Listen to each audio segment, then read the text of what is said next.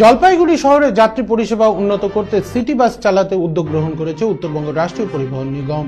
যাত্রী ভাড়া হবে সামান্য, পুরসভা সবুজ সংকেত দিলে ও রুট তৈরি করে দিলে সিটি বাস পরিষেবা চালু হবে দাবি নিগমের।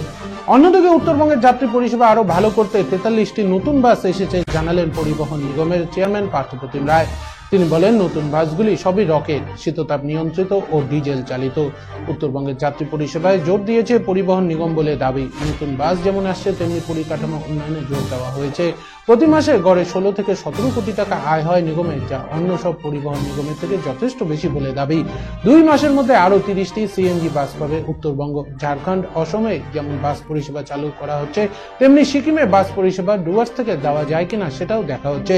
নিগমের দাবি, পাহাড়ের বাসিন্দাদের সুবিধার্থে সিটি বাস চালু করা হয়েছে। একইভাবে জলপাইগুড়ি শহরে সিটি বাস চালাতে চায় নিগম। ছোট বাস শিরিষতলা এলাকা থেকে শহরের মধ্যে দিয়ে পিডব্লিউডি মোড় পর্যন্ত চলবে, প্রাথমিক সিদ্ধান্ত হয়েছে।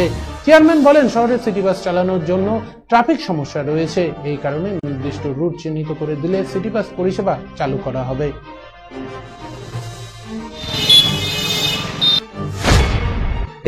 সম্প্রতি আমাদেরকে 43টা নতুন বাস দিয়েছে, তার মধ্যে এসি, রকেট রয়েছে, ডিজেল ইঞ্জিন রয়েছে এবং আমরা আরো 2 মাসের ভেতরে 30টি সিএনজি বাস পাবো। আমরা এক লপ্তে এতগুলো 73খানা গাড়ি পাচ্ছি, যেটা আরো পরিবহন ব্যবস্থাকে উত্তরবঙ্গে সচল রাখবে এবং আমরা বেশ কিছু নতুন রুটের পরিকল্পনা করেছি।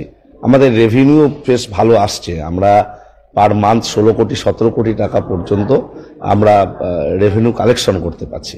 এটা কিন্তু উত্তরবঙ্গ রাষ্ট্রীয় পরিবহনের ইতিহাসে একটা মাইলস্টোন। শুধু উত্তরবঙ্গ রাষ্ট্রীয় পরিবহন না, এই মুহূর্তে পরিবহনের যতগুলো এসটিইউ আছে আমরা সব থেকে বেশি রেভিনিউ আমরা দিচ্ছি। এবং সব থেকে যেটা বড় কথা, আমাদের ইনফ্রাস্ট্রাকচারাল ডেভেলপমেন্টের ক্ষেত্রে সরকার বহু আমাদেরকে হেল্প করছে। আমরা এখানে রাঁচিতে বাস চালাবো, অসমে বাস চালাচ্ছি।